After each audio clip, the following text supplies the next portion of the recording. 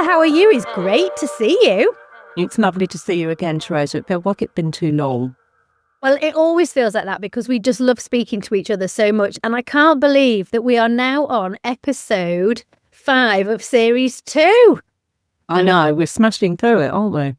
Absolutely, absolutely. Now, it's obviously Philippa brings a friend to work episode again. Who have you brought today?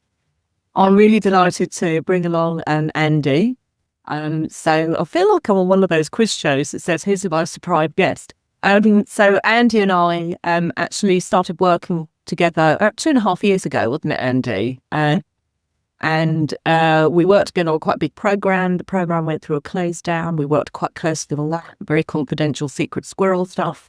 And since we stopped working together, we've kept in touch quite regularly. So I think we formed quite a good friendship beyond the colleagues stage. And one of the things that when we were first sort of introduced to working together is around a topic that I think is really important on burnout. So Andy has come along today to talk about burnout. But, I know you've got quite a bit of experience of it as well, Theresa.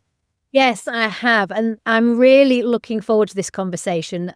Many people that follow me will know that was around about the age of 42, I absolutely hit that burnout zone.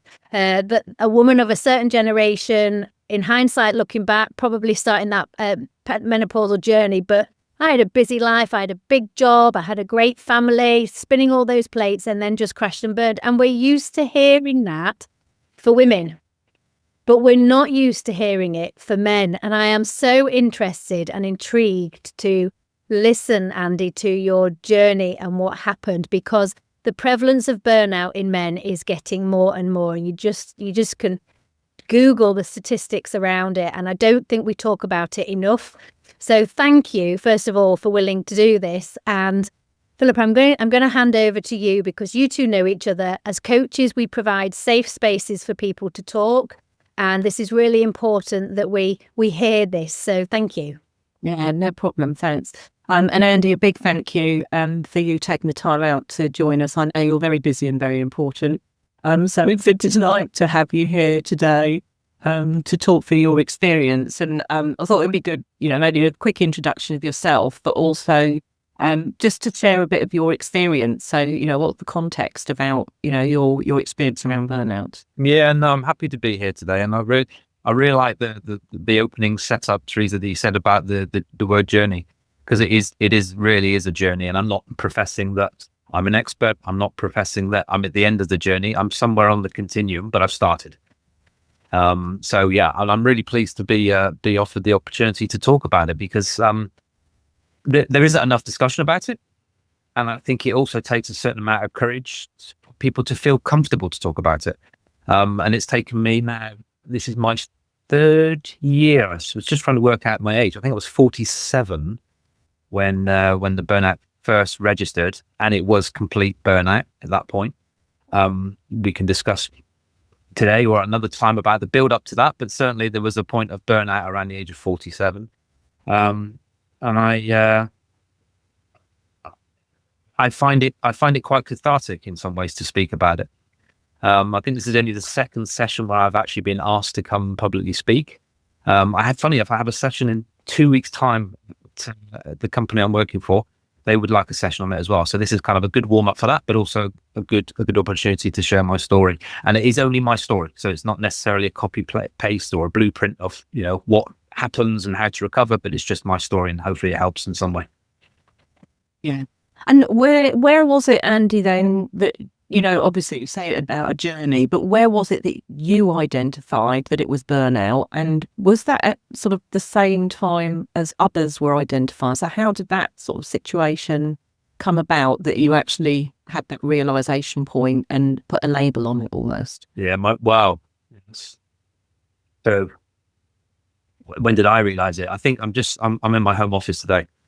So I'm looking almost towards the top of the staircase. The first time I realized it was when I got to the top of the staircase and I was sat down and I couldn't get up. I physically could not get up, and I shouted to my wife and I said, I can't move.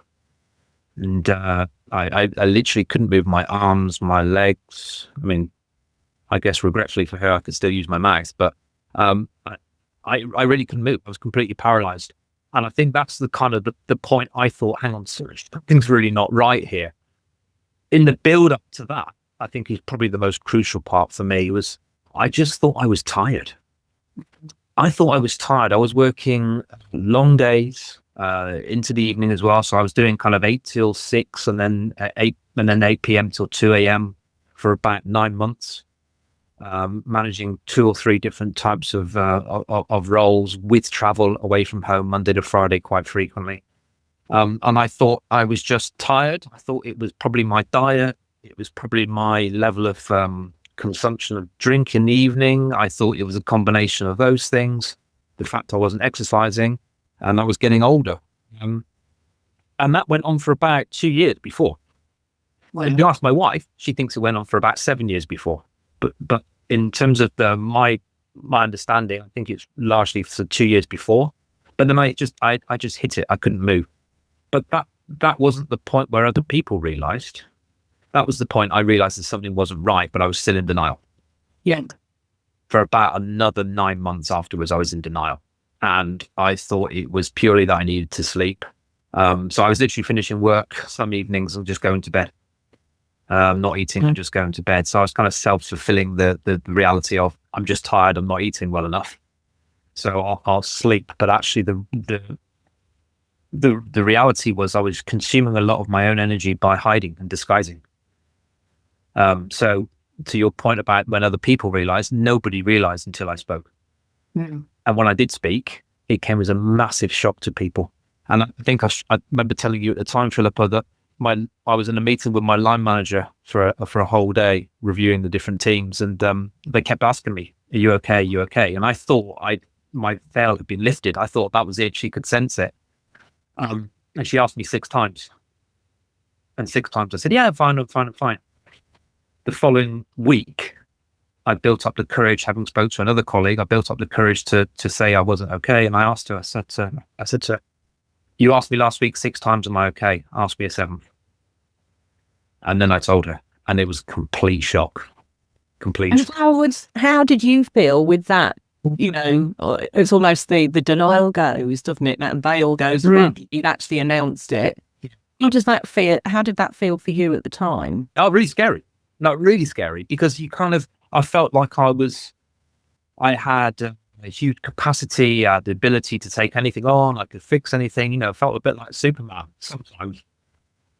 And almost part of my personal brand was about accepting difficult challenges, in addition to difficult challenges concurrently. So, and it felt like a great weight had been lifted, but at the same time, it felt like a parallel universe where I just suddenly had no control. Okay. And that I was almost gifting the destiny for the future to somebody else who, based on their reaction, could do what they wanted. And so it felt very kind of not so liberating, actually quite scary to take that step forward. Yeah. And then asking them, please don't tell anyone. It's interesting, isn't it? Because I wonder whether there's a sense of that loss. Like when you say there's a bit of fear, there's a bit of it's liberating because you're told, but it's also a loss of the control that you were sort of managing as best as you could, which equates a bit, some of the bereavement and the grief curve as well, where there's that loss piece as well. So I don't know if that resonates with you, but it's a similar. Yeah, no, it's totally. I mean, I say all my time, a lot of my public time at work was around hiding. And that's so, appearing to be normal in inverted commas, appearing to be the person that people expect to see, high energy, engaging, smiling. And I built over at least the 2-3 years that I was realizing this was happening, this mask. And suddenly it's got. So you spend all your time controlling the environment that you're in, controlling the environment around you, and then that's gone. And that feels very, I wasn't able to admit it until I found somebody who really I trusted. Yeah. That's amazing to have someone that's so trusted. And apologies, sorry, that's in the background. The phone going off with my husband. It's enabling that it's the safe space, isn't it? The trusted advisor kind of thing. So, Andy, you've gone through that experience. You had a physical reaction, then actually, gone past the denial bit, and you've opened up to others. What happened when you then had, shared that it was that you were really not coping with the situation? I think within 10 minutes, I had 3 very senior people on the phone to me asking, "Are you okay?" So I kind of built this picture up that when I say that I'm struggling, that I would almost have like a black dot against my name, as it were. The complete opposite happened, and the organisation called me and basically said, "What In fact, a couple of them said, "We're taking this off of you now. The priority is you fix yourself in the time that it takes. No rush, no hurry, but we'll take the activities off you. We want you to be well." And I had three conversations really in quick succession. It wasn't in any way judgmental. It wasn't in any way trying to defend the organization. It was purely from a position of support and well-wishing. And the difficulty was actually me letting go of stuff, because once I'd said it and people were kind of rallying around me, it was like, okay, well, when are you going to finish? You should finish now. That was what they were saying, is you've done it, make the break. I was there for another 3 weeks, still doing meetings, still holding my regular one-to-ones, because I couldn't let go. It was that control thing. I've made the statement, I've got to act, I feel better, but actually I still want to control my own environment because I don't quite know how this is going to play out. Just to the extent that I was told, right, now you have to stop. Now you have to stop for your own well-being.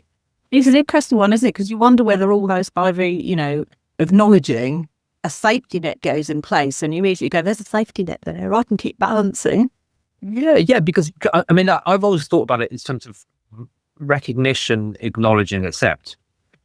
So for me, the speaking out and saying I'm struggling was the recognition, and the acknowledgement came when other people around me could see that was happening as well.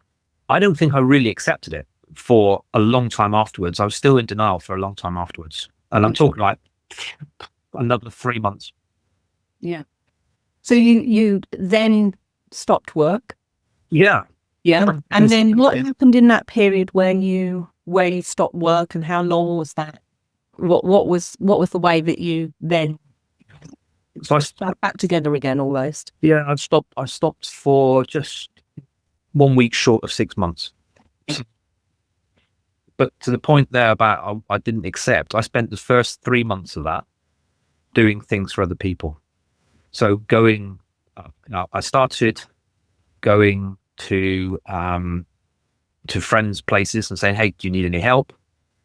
Friends' workplaces who own companies, "Do you need any help? I've got time, I can help you."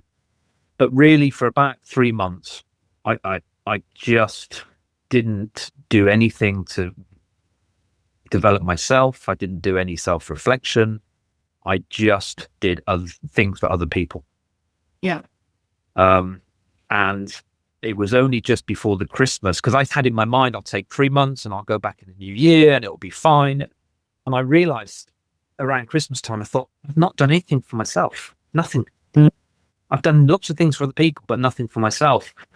And when I talked about this recently, someone asked me, "What's the one thing that you would suggest as an action or a tip?"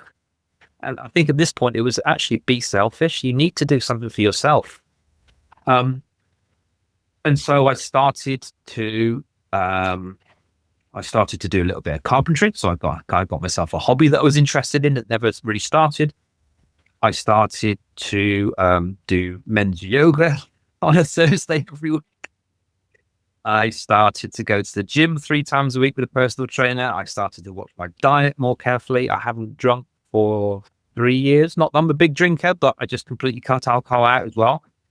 And then that kind of helped me look at myself, but not really get beyond the surface. Yeah, so it was kind of the superficial, the outward projection of, body, stomach, positions. And pause you there. This is so important. And I'm just conscious that I think what I want to do, if this is all right with you and Philippa, is I want us to do a second session on the recovery piece. Listening to your journey is amazing, and it's the same but different to mine. And this is what we said, we all have a different journey. And whilst you talked about that personal brand was your phrase, in my head I was going ego. My ego, I was a yes woman. Everybody, give it to Theresa. Theresa will do it. And you're just overloaded. So very similar in that respect. You talked about being in denial, and then you were going out and helping other people, whereas I just went into bed and I couldn't get out of bed for the best part of 6 weeks. So it's different journeys for different people. But it's so interesting and so important to get us out of there. So I think what we're going to do is we're going to pause this podcast and do an episode 5.1 and 5.2. Okay, thank you. Because this next bit is really important for people to hear. How does that sound to you, Philippa? Yeah, no, I think it sounds good. As usual, always interesting to hear it. And I agree with you, Theresa. Understanding that, initial the sets of feelings and emotions, and then the practicalities. And as you get the label on the burnout, so the acknowledgement piece is really important. So that's been really valuable. And I'm hoping it also whets the appetite for those who are really interested in this topic as well, to hear about your journey through recovery and where you are now as well. So I'm happy if we're doing that, and we'll catch up with you in the next 5.1. But before we can finish, Philippa, what's the message for today?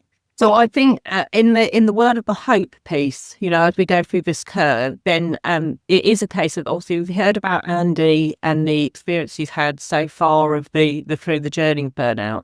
Of this time will pass, and it's looking forward then to where you're into the new you, because there is always a change, and what that looks like. Couldn't agree with you more. Okay, see you soon. Thank you.